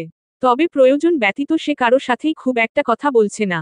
তন্নির সঙ্গে দু একবার যা একটু হেসে কথা বলেছিল, বাকিদের সঙ্গে কাজ ব্যতীত আর কিছুই বলেনি। রাতুলও শুটিং এর যাবতীয় কাজে ব্যস্ত। তুর্য এবং তন্নি দুজনকে নিজেদের মুখোমুখি করে দাঁড়া করানো হলো। 4 বছর পর তাদের দেখা হচ্ছে এমন একটা সিন তৈরি করা হয়েছে। মৌরিন তাদের পাশেই মাইক্রোফোন সেট করে দাঁড়িয়ে আছে। রাতুল অন্য পাশে হাতে স্ক্রিপ্টটা নিয়ে দেখছে, আর কিছু নির্দেশাবলী দিচ্ছে। সবকিছু ঠিকঠাক হওয়ার পর ডিরেক্টর অ্যাকশন বলল। তন্নি নিচ থেকে চোখ উঠিয়ে তুর্যর দিকে তাকিয়ে বলে, আন্ডারস্কোর যাকে চেয়েছিলে তার সঙ্গে ভালো আছো নিশ্চয়ই। তুর্য বুকে হাত গুজে তন্নির চোখে চোখ রেখে বলে, আন্ডারস্কোর যদি বলি আমি ভালো নেই তাহলে ফিরে আসবে আমার কাছে। কাট কাট। ডিরেক্টরের কথায় থেমে যায় তারা। ক্যামেরাও নামিয়ে ফেলা হয়। রাতুলও কপালে ভাঁজ এনে থুতনিতে আঙুল ঘষে ডিরেক্টরের উদ্দেশ্যে বলে, আন্ডারস্কোর ঠিকঠাক জমছে না, তাই না ভাই? সম্মতি জানায় ডিরেক্টর রুবেল। শুটিং কিছুক্ষণের জন্য অফ করে স্ক্রিপ্ট নিয়ে আরও কিছুটা ঘাটাঘাটি করতে থাকে রাতুল। কোন জায়গা থেকে চেঞ্জ আনা যায় সেটা ভাবতে থাকে। কয়েক সেকেন্ড বাদে মৌরিন মাইক্রোফোনের স্টিকটা পাশে চেয়ারে রেখে রাতুলের সামনে গিয়ে বলে, আন্ডারস্কোর আমার কাছে একটা আইডিয়া আছে ভাইয়া, বলবো? রাতুল কিছু বলার আগেই তুর্য একরাশ বিরক্তি নিয়ে বলে ওঠে, আন্ডারস্কোর নিজেকে ডিরেক্টর মনে করছো নাকি? যে বিষয়ে জানো না সেই বিষয়ে শুধু শুধু নাক গলাতেও এসো না। মৌরিন শান্ত দৃষ্টিতেই তাকায় তুর্যের দিকে। যে বিষয়ে জানো না, কথাটা বলতেও যে সেদিন তাকে না চিনতে পারার কথাটাকে বুঝিয়েছে তুর্য, এটা ভালোই ধারণা করতে পারছে মৌরিন। আন্ডারস্কোর তুর্য, এভাবে বলছো কেন? মৌরিন, তুমি বলতো কিভাবে করা যায় সিনটা? আন্ডারস্কোর ভাইয়া, শুধুই কিন্তু সময় নষ্ট করছেন। তুর্যের কথায় কর্ণপাত না করে মৌরিনের কাছে আবারও একই জিনিস জানতে চাইল রাতুল। মৌরিন এবার স্ক্রিপ্টটা হাতে নিয়ে তাকে কিছু লাইন বলল, যে সংলাপটা এভাবে হলে হয়তো আরও ভালো হতে পারে। রাতুলেরও পছন্দ হয় তার বলা লাইনগুলো। তাই ডিরেক্টরের সাথে কথা বলে নতুনভাবে এই পার্টটুকু শ্যুট করার সিদ্ধান্ত নেয় তারা। এর মধ্যে তুর্য চরমভাবে বিরক্ত, আর চোখে তাকাচ্ছে মৌরিনের দিকে। তবে মৌরিনের কোনো ভ্রুক্ষেপ নেই। এর আগে এই জায়গায় যত মেয়ে এসেছে তারা প্রথম দিনই তুর্যসহ বাকি অভিনেতাদের ফোন নম্বর নেওয়া, ফেসবুকে অ্যাড হওয়ার জন্য ব্যাকুল হয়ে যেত। সেখানে মৌরিন প্রয়োজন ব্যতীত একটা শব্দও উচ্চারণ করছে না। বিষয়টা যেন আত্মসম্মানে গিয়ে লাগছে তুর্যর। মনে হচ্ছে মৌরিন তাকে ইগনোর করছে। মেয়েদের বর্তমান ক্রাশদের মধ্যে একজন ইলহাম আফসার তুর্যকে কিনা এই শ্যামবর্ণের সাধারণ মেয়েটা ইগনোর করছে। আর কিছু বুঝুক আর না বুঝুক, তুর্য এইটুকু বেশ ভালোই বুঝতে পেরেছে, মৌরিন বাকিদের মতো নয়। সে ভিন্ন, সবার থেকে ভিন্ন। ইচ্ছের বিরুদ্ধে গিয়ে বাধ্য হয়ে মৌরিনের বলা সংলাপে আবারও শুটিং শুরু করা হলো। তন্নি তুর্যের দিকে ছলছল চোখে তাকিয়ে বলল, আন্ডারস্কোর তুমি যা চেয়েছিলে তাই তো হয়েছে, একা একা এখন ভালো আছো নিশ্চয়ই? তুর্য মাথা সামান্য বাঁকিয়ে তাচ্ছিল্যের সুরে বলে, একা কোথায়, হাহ, তোমার অভাব, নিঃসঙ্গতা প্রতি মুহূর্তে আমার সঙ্গেই রয়েছে। Underscore brilliant. কথাটা বলেই হাততালি দেয় রুবেল। এবারের শ্যুটটা সকলেরই পছন্দ হয়েছে। রাতুল মৌরিনের উদ্দেশ্যে হেসে বলে, আন্ডারস্কোর দারুণ ডায়লগও দিয়েছ কিন্তু। সৌজন্যমূলকভাবে সামান্য হাসে মৌরিন। বাকি শুটটুকুও শেষ করা হয় এরপর। তুর্য এবার আরও বিরক্ত হয়, ডায়লগও ডেলিভারি করল সে। অথচ স্ক্রিপ্টের জন্য বাহবা দেওয়া হচ্ছে মৌরিনকে। তার উপর মৌরিনের মুখে কোনো কথা নেই, মেয়েদের বরাবরই বাচাল হতে দেখেছে তুর্য। সেখানে এত গম্ভীর ভাব তার পছন্দ হচ্ছে না। শুটিং শেষে সবকিছু গুছিয়ে নেওয়া হচ্ছে, মৌরিনও তাই করছে। তুর্য হঠাৎ তার সামনে এসে গম্ভীর মুখভঙ্গি নিয়ে দাঁড়িয়ে থাকে। মৌরিন তখন একটা চেয়ারে বসে সামনের চেয়ারে থাকা স্ক্রিপ্টগুলো গুছিয়ে নিচ্ছিল। তুর্যর দিকে মাথা উঁচু করে বলে, আন্ডারস্কোর, কিছু দরকার? আন্ডারস্কোর, ফোনটা কোথায় আমার? চেয়ার থেকে উঠে পাশেই থাকা টেবিল থেকে তুর্যর ফোনটা এনে তার দিকে এগিয়ে দেয় মৌরিন। তুর্য একনজর ফোনটার দিকে তাকিয়ে তা হাতে নেয়। মৌরিন আবারও পুনরায় চেয়ারে বসে নিজের কাজে মনোনিবেশ করে। আবারও সেই গাম্ভীর্যতা বিরক্ত করে তুর্যকে, তার সঙ্গে এসে যুক্ত হয় নতুন বিরক্তি। ফোনটা ভাইব্রেশনে ছিল, তাই হাতে থাকা অবস্থায় ভাইব্রেট করতেই তুর্য ফোনটা সামনে এসে দেখে দিয়ার কল। জ্বালিয়ে মারছে মেয়েটা, ওর ওই ন্যাকা কান্না এখন অসহ্য লাগছে তুর্যের কাছে। তবুও কলটা রিসিভ করতে হলো। আন্ডারস্কোর, সব কাজ শেষে নিজের বাইকের সামনে দাঁড়িয়ে হেলমেট পরছে রাতুল। এমন সময়ে তন্নি তার পাশে এসে দাঁড়িয়ে পড়ে। রাতুল তার দিকে তাকিয়ে জিজ্ঞেস করে, আন্ডারস্কোর, কিছু বলবে তন্নি? আন্ডারস্কোর, আমার গাড়িটা না হুট করেই খারাপ হয়ে গেল। আপনি একটু বাড়িতে পৌঁছে দেবেন আমায়? আন্ডারস্কোর, তুর্যের সাথে যেতে পারো তো? ওর আর তোমার বাসা তো একদিকেই। তন্নি কয়েক সেকেন্ড ভেবে বলে, আন্ডারস্কোর, তুর্য তো এখন বাড়িতে যাবে না। আর আমিও আমার বাড়িতে যাব না, মামার বাসায় যাব। আর সেটা আপনার বাসার একটু আগেই। আন্ডারস্কোর, তা না হয় বুঝলাম। কিন্তু তোমাকে আর আমাকে এখন একসাথে বাইকে যেতে দেখে নিলে মিডিয়ার মানুষ কি করবে বুঝতে পারছো? তন্নি নিচের দিকে তাকিয়ে বিড়বিড় করে বলে, আন্ডারস্কোর, সেটাই তো চাই। আন্ডারস্কোর, কিছু বললে? আন্ডারস্কোর, না তো। আর আপনি এত টেনশন করছেন কেন? হেলমেট পরলে আমাকে আর ওভাবে চেনা যাবে না। আর আপত্তি জানালো না রাতুল। আরেকটা হেলমেট তন্নির হায় ধরিয়ে দিয়ে বলল, আন্ডারস্কোর, ঠিক আছে, উঠে বসো। আন্ডারস্কোর, ফোনটা রিসিভ করে একটু সাইডে চলে এলো তুর্য। দিয়া বরাবরের মতোই কান্নামিশ্রিত কণ্ঠে বলে, আন্ডারস্কোর, আমার সাথে এমন কেন করছো Turya? I really love you. Underscore, অন্য কিছু বলার থাকলে বলো। আন্ডারস্কোর, আমি ভাবছি অ্যাক্টিং থেকে বেরিয়ে আসব। আন্ডারস্কোর, ভালো তো, আর তোমাকে মডেলিং এই ভালো মানায়। একটা আইডিয়া দেই, ভালো দেখতে ছেলে খুঁজে বিয়ে করে নাও। আন্ডারস্কোর, অন্যরা তো তোমার মতো হবে না Turya. Underscore, I know that. But you don't deserve me Diya. Underscore, আমি যদি তোমায় ডিজার্ভ না করি তাহলে কে তোমায় ডিজার্ভ করে? আন্ডারস্কোর, আমায় যে ডিজার্ভ করবে তাকে শুধু সুন্দর হলে চলবে না। সৌন্দর্যের সাথে তাকে সব দিক থেকেই বেস্ট হতে হবে, আর এটা আমি আগেও বলেছি। আন্ডারস্কোর, তাহলে আমি কোন দিক থেকে বেস্ট নই? আন্ডারস্কোর, তোমার পার্সোনালিটি তো ঠিক নেই দিয়া। রিজেক্ট করার পরও একটা ছেলের পিছনে পড়ে আছো। সেলফ রিসপেক্টের বিন্দুমাত্র তো তোমার মাঝে নেই। আন্ডারস্কোর, তুর্য, এই কথাটা বলতে পারলে আমায়? আন্ডারস্কোর, না বলার কিছুই নেই অ্যান্ড আই থিঙ্ক তোমার আর কিছু বলার নেই। কলটা কেটে দেয় তুর্য।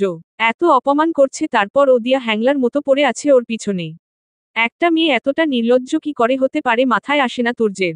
একটা রেস্টুরেন্টে সামনাসামনি বসে আছে নির্ঝর এবং জ্যোতি। বেশি রাত হওয়ায় খুব একটা মানুষও নেই। দু টেবিল পরে একটা ছেলে আর মেয়ে বসে আছে।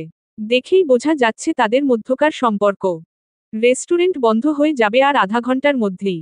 নির্ঝর আর জ্যোতি এসেছে আরও 30 মিনিট আগে। অর্ডার করার মধ্যে কেবল দুটো ক্যাপাচিনো অর্ডার করেছে তারা, যা আরও 15 মিনিট আগেও চলে এসেছে। দুজনের টাই শেষ হওয়ার পথে। তবে আশ্চর্যজনক বিষয়, দুজনের মধ্যে কারোর মুখে কোনো কথা নাই। দুজনেই নিজেদের ফোনের মধ্যে ডুবে আছে। জ্যোতি মাঝে মধ্যে দু একটা ছবি তুলছে, আর নির্ঝর পুরোপুরি স্ক্রোলিং এ ব্যস্ত। জ্যোতি নির্ঝরের চেয়ে 3 বছরের ছোট। তবে সেটা তাদের আচার আচরণে প্রকাশ পায়নি কখনো। ছোটবেলা থেকে একসাথেই বড় হয়েছে তারা। চা বাগানের শহর সিলেটে প্রতিবেশী হিসেবেই তাদের সম্পর্ক এগিয়ে যায়, যা ধীরে ধীরে বেস্ট ফ্রেন্ড এর নাম নিয়েছে। নির্ঝর ইউনিভার্সিটিতে উঠে ঢাকায় চলে আসে আর জ্যোতি স্কুলের গণ্ডি পেরিয়েই পাড়ি দেয় রাজধানীতে। হঠাৎ কিছু একটা হতেই ফোন থেকে চোখ সরিয়ে নির্ঝর এর দিকে তাকালো জ্যোতি। চোখে একটা চিকন ফ্রেমের চশমা, সঙ্গে ঠোঁটের কোণে তার মুচকি হাসি বিদ্যমান।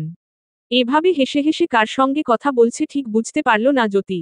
কিছুক্ষণ ভ্রু কুঁচকে তাকিয়ে থেকে খপ করে ফোনটা কেড়ে নিল নির্ঝর এর থেকে। এমন আকস্মিক ঘটনার জন্য প্রস্তুত ছিল না নির্ঝর। তবে জ্যোতি তার ফোনটা একটুও চেক করল না, বরং নিজের এবং নির্ঝরের দুজনের ফোনটাই একসাথে পাশে সরিয়ে রাখল।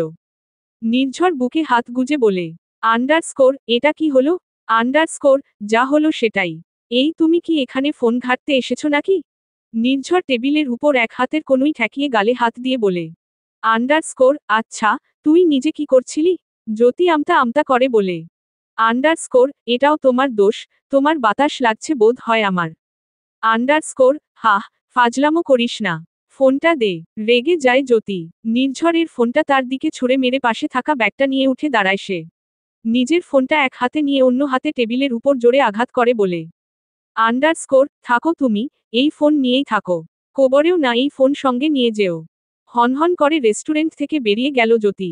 নির্ঝর হা করে তাকিয়ে রইল সেদিকে, হঠাৎ এমন রেগে যাওয়ার কারণটা বুঝতে পারল না সে। তবে পুনরায় ফোনটা সামনে এনে দিয়াকে মেসেজ করল সে। মেয়েটা সদ্য এত বড় ছ্যাঁকা খেল, তাকে সান্ত্বনা দেওয়ার দায়িত্বটা যেন নির্ঝর নিজের কাঁধেই নিয়ে রেখেছে। আন্ডারস্কোর রাতের খাবার খেতে বসে মারুফা অনেকক্ষণ ধরে প্লেটের খাবার নাড়াচাড়া করছে, খাচ্ছে কম। বিষয়টা লক্ষ্য করল মৌরিন। শুরুতে কিছু না বললে মারুফাকে বারবার নজর লুকোতে দেখে আর চুপ করে থাকতে পারল না মৌরিন। খাওয়া বন্ধ করে মায়ের উদ্দেশ্যে বলে।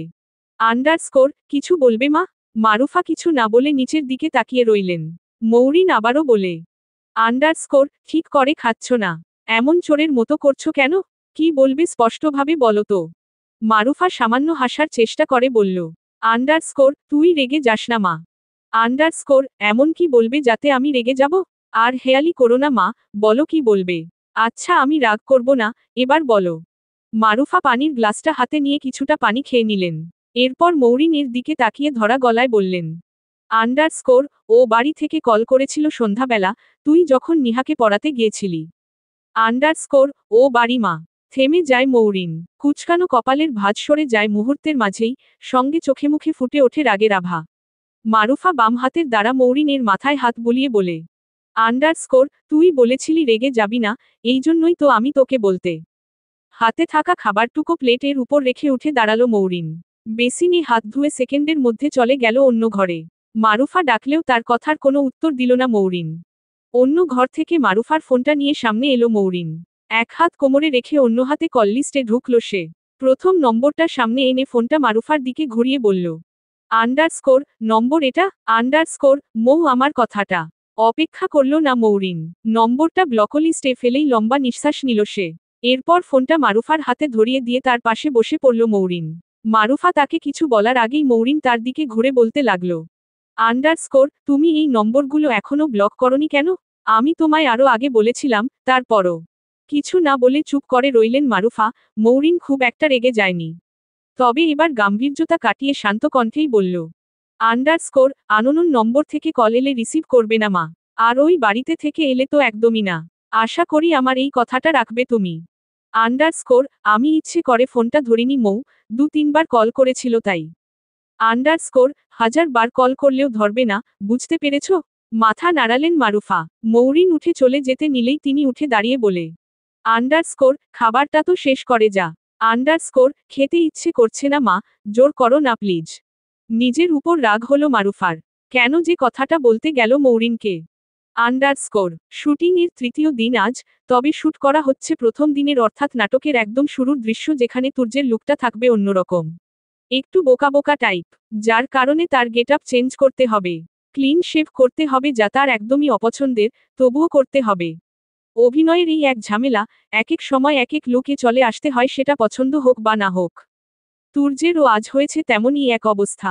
এই বোকা বোকা লুকে সবার সামনে শুটিং করাতেও অস্বস্তি হতে পারে তবে খুব একটা নয়। কারণ এরকম অভিজ্ঞতা তার আগেও আছে।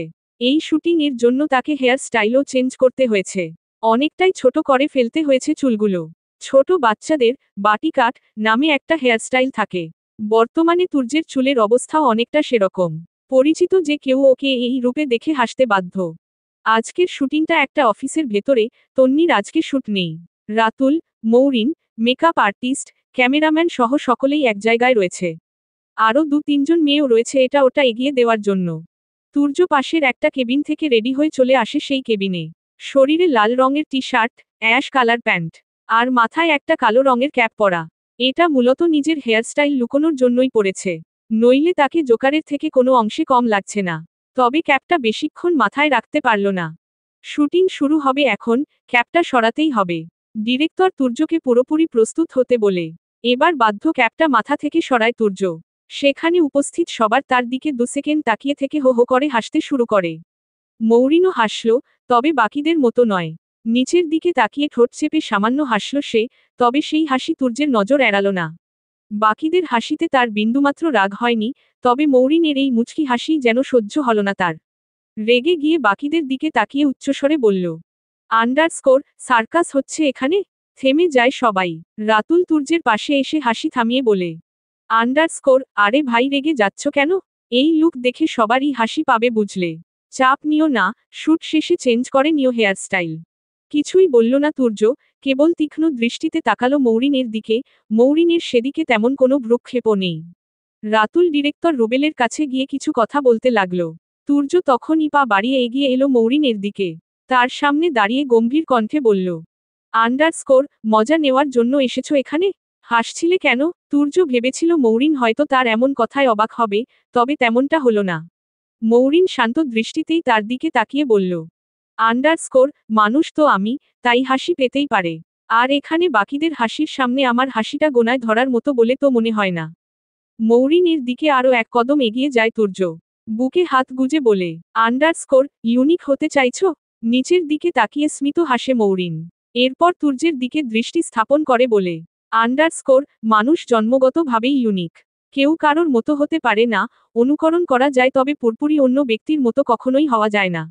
আপনি কখনো আমার মতো হতে পারবেন না, আর না আমি আপনার মতো হতে পারবো।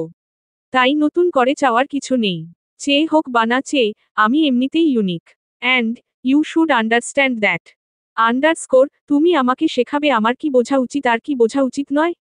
মৌরিনের কথার বিপরীতে এমন প্রশ্ন শুনে মৌরিন কিছু বলে না। একটু পাশে গিয়ে টেবিলের উপর থেকে তুর্যের স্ক্রিপ্টটা এনে ওর দিকে এগিয়ে দেয়। স্ক্রিপ্টের দিকে নজর রেখেই বলে, আন্ডারস্কোর, আমার থেকে কেউ কিছু শিখতে চাইলে আমি আপত্তি করব কেন? তুর্য স্ক্রিপ্টটা হাতে নেয়, কিছুটা বিরক্তির ভাব নিয়ে বলে, আন্ডারস্কোর, একটু বেশিই বলে ফেলছো না? আন্ডারস্কোর, আমি বেশি কথা বলি না স্যার, আর বলতে পছন্দও করি না। কথা বলাও একটা কাজ, যাতে শক্তি খরচ হয়। শুনেছি, এতে নাকি মানুষের আয়ুষ্কালও কমে যায়। অযথা আমি কেন নিজের শক্তি খরচ করে আয়ু কমাতে যাব বলুন তো? প্রত্যুত্তরে বলার মতো কিছুই খুঁজে পেল না তুর্য। বরং সে নিজেই ভুল কথা বলেছে। মৌরিন কখনো বেশি কথা তো দূরে থাক, প্রয়োজনীয় কথাটুকুও অনেক সময় বলে না, এমনটা মনে হয় তুর্যের। মৌরিন আর কিছু না বলেই বাকিদের স্ক্রিপ্টগুলো নিয়ে গেল। তুর্য ঠায় দাঁড়িয়ে তাকিয়ে রইল মৌরিনের দিকে। মানুষ জন্মগত ইউনিক, কথাটা সত্য। তবে মৌরিন যেন একটু বেশিই ইউনিক। তার এই শান্ত থাকাটাই আরও বেশি অবাক করে তুর্যকে। মৌরিন কেন বাকিদের মতো করে কথা বলে না? তার আচার আচরণ ভিন্ন, কথাবার্তা ভিন্ন, যা তাকে সকলের থেকে আলাদা হিসেবে আখ্যায়িত করে। ইংরেজিতে যাকে এক শব্দে বলা যায় ইউনিক। একটু বেশিই ইউনিক। তুর্য চায় মৌরিন আর 5টা সাধারণ মেয়ের মতোই আচরণ করুক, কিন্তু সে তেমনটা করেনি। বাহ্যিক দিক থেকে তো সে বাকিদের চেয়ে পিছনে, তার রূপের আহামরি প্রশংসা কেউ কখনোই করবে না। এত পিছনে থেকেও সে যেন সবার উপরে, এমনটাই প্রকাশ পায় তার কথাবার্তায়। যা বারে বারে অস্থির করে তুর্যকে। ডিরেক্টর রুবেলের ডাকে চিন্তা থেকে বেরিয়ে আসে তুর্য। অবাক হয় সে, কাকে নিয়ে ভাবছে সে? মৌরিনের মতো একটা সাধারণ মেয়েকে নিয়ে? একটা লম্বা সময়ের শ্যুট শেষ করে বাড়ি ফেরার জন্য উদ্যত হয় সকলে। সবার আগে বেরিয়ে যায় তুর্য, এরপর একে একে সকলেই চলে যায়। মৌরিন পরের দিনের স্ক্রিপ্ট গুছিয়ে নিচ্ছিল, রাতুল দিয়ে রেখেছে। পরের দিনের বললে ভুল হয়, শ্যুটটা আজ রাতের। মানে সন্ধ্যার পরপরই শুটিং শুরু করা হবে। রাতুল এগিয়ে এসে বসে মৌরিনের পাশে চেয়ারে। মুচকি হেসে বলে, আন্ডারস্কোর, তুমি কিন্তু বেশ ডেডিকেটেড মৌরিন, চাইলে সন্ধ্যায় এসে গুছিয়ে নিতে পারতে এগুলো। আন্ডারস্কোর, কি দরকার ভাইয়া কাজ ফেলে রাখার? খুব বেশি তো দেরি হয়ে যায়নি, তাই এইটুকু এগিয়ে রাখি। পরে আমারই সুবিধা হবে। আন্ডারস্কোর, বুঝলাম। তা ক্যারিয়ার নিয়ে কি ভাবছো? মৌরিন দীর্ঘশ্বাস ছেড়ে ফিচেল হেসে বলে, আন্ডারস্কোর, কি আর ভাবব? অন্তত আরও 2 বছরের আগে তো চাকরি পাচ্ছি না। তাই ততদিন এই টুকটাক কাজ আর টিউশন করিয়েই কাটিয়ে দিতে হবে। আন্ডারস্কোর, টিউশনের কথা শুনে মনে পড়ল। আমার এক বন্ধুর ছোট বোন, কলেজে পড়ে বোধ হয়। ওর জন্য একজন ফিমেল টিচার এর কথা বলেছিল আমার কাছে। কলেজের স্টুডেন্ট পড়াতে পারবে তো? আন্ডারস্কোর, কলেজের স্টুডেন্ট আমি আগেও পড়িয়েছি ভাইয়া। আন্ডারস্কোর, তাহলে হয়েই গেল। আমি বরং তোমার নম্বরটা ওকে দিয়ে রাখবো কেমন? আন্ডারস্কোর, অবশ্যই ভাইয়া, অনেক ধন্যবাদ। আন্ডারস্কোর, আরে, ভাইকে কেউ থ্যাঙ্কস বলে নাকি? স্মিত হাসে মৌরিন। রাতুল পুনরায় বলে, বাই দা ওয়ে, তোমার সন্ধ্যায় আসতে কোনো সমস্যা হবে না তো? তাহলে বলতে পারো। সমস্যা হতে যাবে কেন ভাইয়া? আমার বাসাও তো বেশি দূরে নয়, আর এটা তো আমার কাজ। সেখানে প্রয়োজন হলে আমাকে যেকোনো সময়ই আসতে হতে পারে। রাতুল নিজের শার্টটা টানটান করে উঠে দাঁড়ায় এবার। ঘড়িতে সময়ে দেখতে দেখতে বলে, আমি গেলাম তাহলে, তুমিও বেরিয়ে পড়ো। হ্যাঁ, আমারও কাজ শেষ প্রায়। মৌরিন এর থেকে বিদায় নিয়ে বেরিয়ে গেল রাতুল। মৌরিন ও স্ক্রিপ্টগুলো ভালোভাবে গুছিয়ে জায়গামতো রেখে চলে গেল। সন্ধ্যায় আবার এই জায়গাতেই আসতে হবে, তখন তন্নিও আসবে। শুটিং সেট থেকে বেরিয়েই দ্রুত নিজের চুল ঠিক করতে চলে যায় তুর্য। এই চুল নিয়ে আর এক মুহূর্তও থাকা সম্ভব নয় বলেই দুদিনের শুট একদিনে শেষ করেছে। কোনোরকম একটা লাইনে এনেছে চুলগুলো, অন্তত মানুষ দেখে যেন হাসতে না পারে এতটুকু ঠিকঠাক আছে। বিশেষ করে তন্নি সন্ধ্যায় তুর্যকে এই অবস্থায় দেখলে তো হাসতে হাসতে শুট করার কথাই ভুলে যাবে। কলিং বেল দিতেই ইলমা দ্রুত পা বাড়িয়ে এসে দরজা খুলে দেন। তবে তুর্যকে দেখে তিনিও একটা বর্ষর ঝটকা খান। তা বুঝতে পেরে তুর্য ইলমার পাশ থেকে গিয়ে সোফায় বসে পড়ে। ইলমা কিছুক্ষণ হা করে তাকিয়ে থেকে দরজা লাগিয়ে দেন। এরপর তুর্যের কাছে এসে ওর চুলে হাত দিয়ে বলে, এ কেমন অবস্থা করেছিস চুলের? মনের সুখে করিনি তো, শুটিং এর জন্য করেছি। বেশি খারাপ লাগছে এখনো? একজন মেয়ে এসে টি টেবিলের উপর জুসের গ্লাসটা রেখে চলে গেল।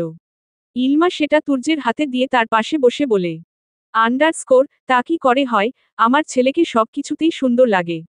গ্লাসটা হাতে নিয়ে চুমুক দেয় তুর্য। ইলমা এবার বেশ উৎসাহিত হয়ে বলে, তুই বস এখানে, আমি এক্ষুনি আসছি। কথাটা বলেই নিজের ঘরে চলে গেলেন ইলমা। 2 মিনিট বাদে হাতে একটা খাম নিয়ে ফিরে এলেন তিনি। তুর্য গ্লাসটা টি টেবিলে রেখে উঠে দাঁড়াতেই ইলমা এসে বলে, কোথায় যাচ্ছিস?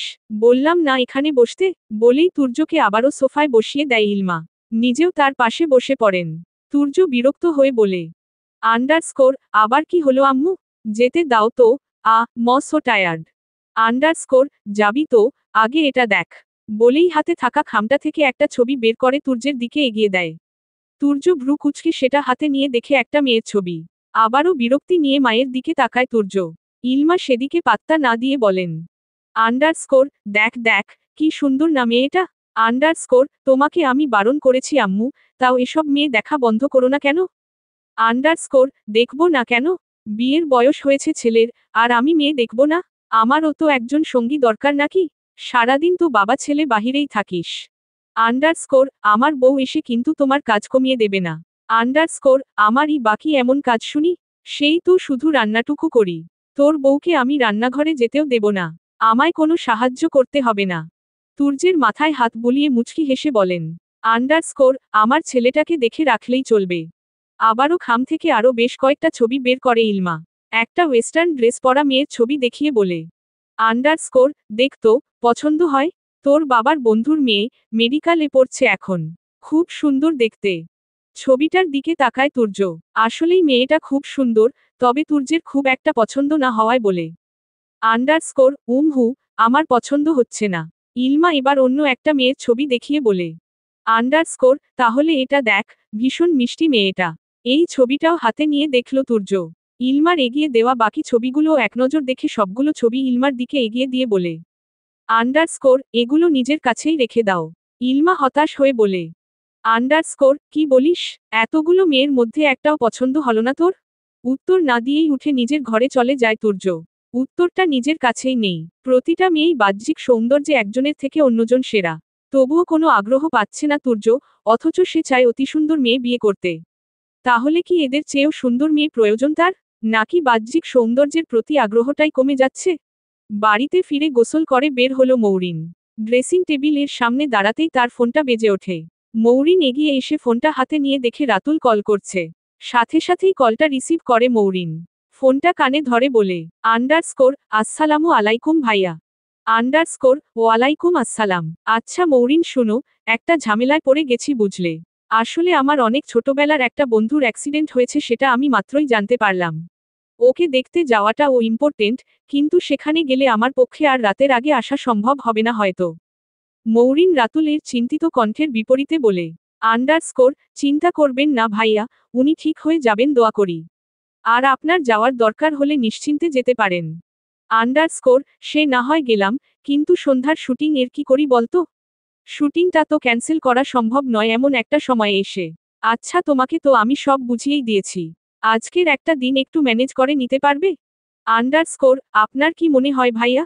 আন্ডারস্কোর আমার তো মনে হয় তুমি একটু ট্রাই করলেই পারবে। স্ক্রিপ্টে কিছু চেঞ্জ করার দরকার হলে সেটাও ভালোই করতে পারবে, এটা আমার বিশ্বাস। আন্ডারস্কোর যদি বিশ্বাস করেন, তাহলে আমিও সর্বোচ্চ চেষ্টা করব আপনার কাজটুকু সামলে নেওয়ার। আজকের শুটিং এর সবটাই তো জানা আছে, তেমন একটা সমস্যা হওয়ারও কথা নয়। তবুও কিছু হলে আমি চেষ্টা করব দেখে নেওয়ার। আন্ডারস্কোর বাঁচালে বোন। আচ্ছা আমি রুবেল ভাইকে জানিয়ে দিচ্ছি, এখনই বেরোতে হবে আমায় তাহলে। আন্ডারস্কোর জি ভাইয়া, চিন্তা করবেন না। আন্ডারস্কোর আর হ্যাঁ শোনো। আন্ডারস্কোর বলুন ভাইয়া। আন্ডারস্কোর তুর্যের কথায় কিছু মনে করো না আবার। আসলে ও ছেলেটাই এমন, ভীষণ অ্যারোগেন্ট।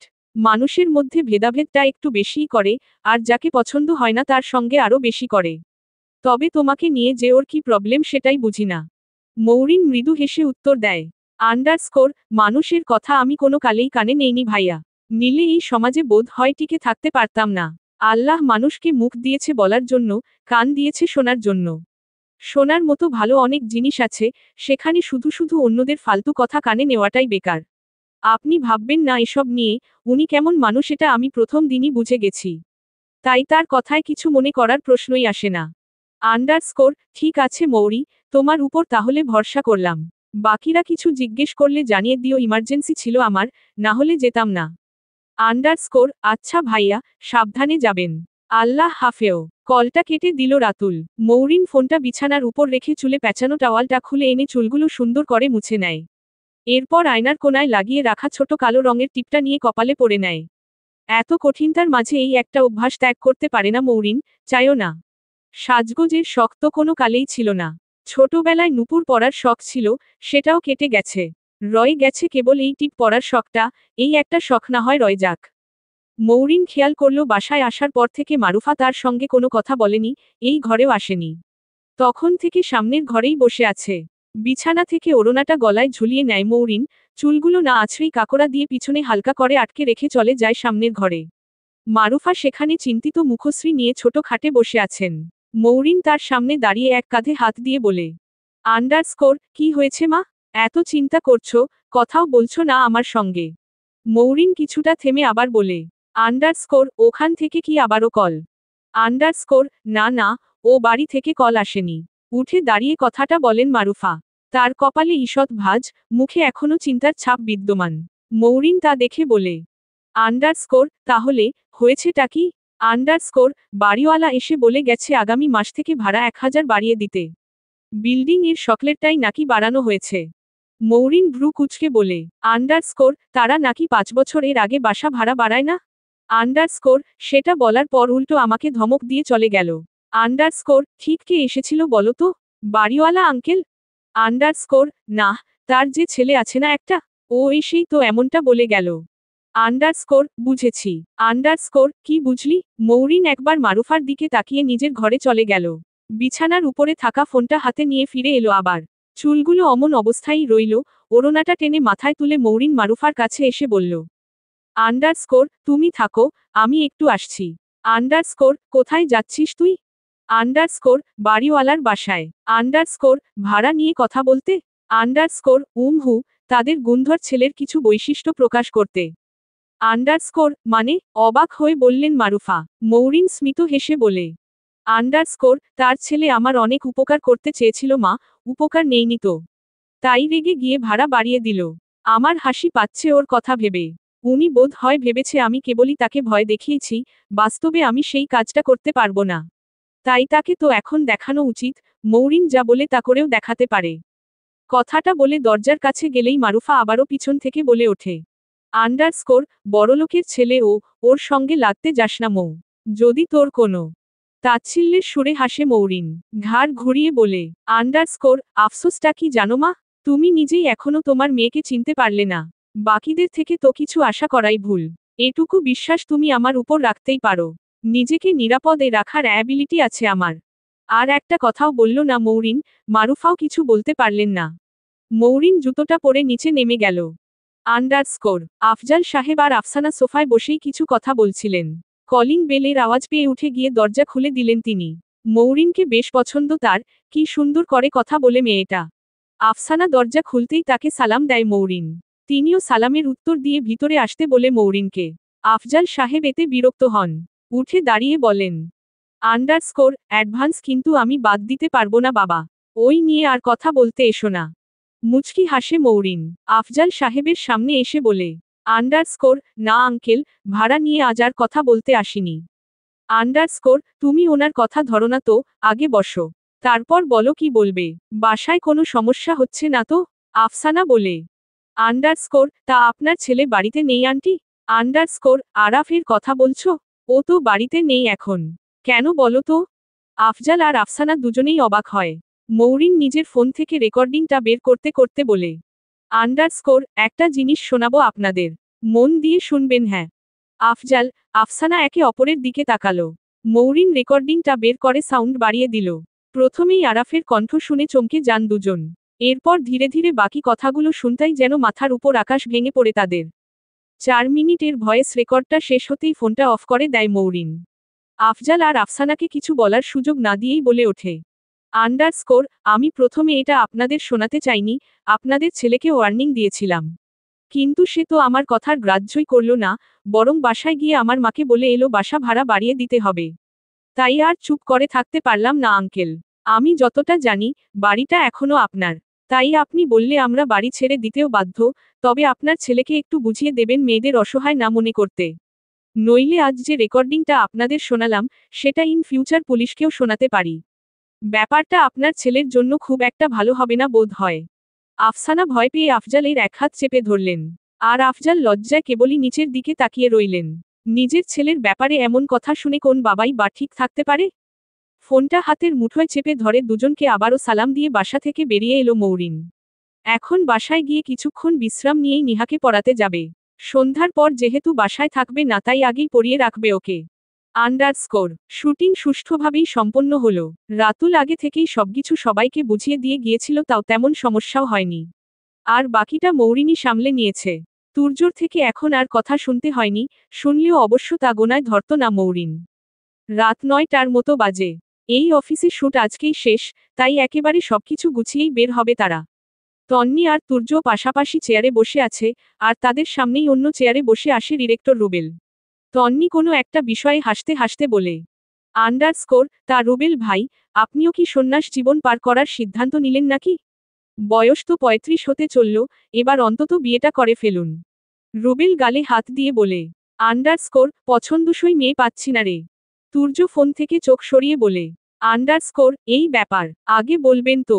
আমার আম্মুর সাথে যোগাযোগ করেন ভাইয়া, সব ধরনের মেয়ের খবর আছে তার কাছে, মোটা চিকন, খাটো লম্বা, ওয়েস্টার্ন ঘরোয়া সব মেয়ের লিস্ট আছে, জাস্ট সবাই ফর্সা। তবে প্রত্যেককেই আপনার পছন্দ হবে। আন্ডারস্কোর হ্যাঁ, এত সুন্দর মেয়ে, তাও তোর পছন্দ হলো না? তন্নি বলে। তুর্য চেয়ারে হেলান দিয়ে বলে, underscore I want more beautiful than those girls. Tonni কপালে হাত দিয়ে বলে, আন্ডারস্কোর ফর্সা মেয়ে তোর কপালে জুটব না রে। এরই মাঝে সেখানে উপস্থিত হয় মৌরিন। রুবেলের কাছে বলে সে চলে যেতে চাইলেই তন্নি তাকে বাধা দিয়ে বলে, আন্ডারস্কোর এদিকের রাস্তাঘাট কিন্তু রাতের বেলায় খুব একটা সুবিধার থাকে না। তুমি একা যেতে পারবে তো মৌরি? চলবে।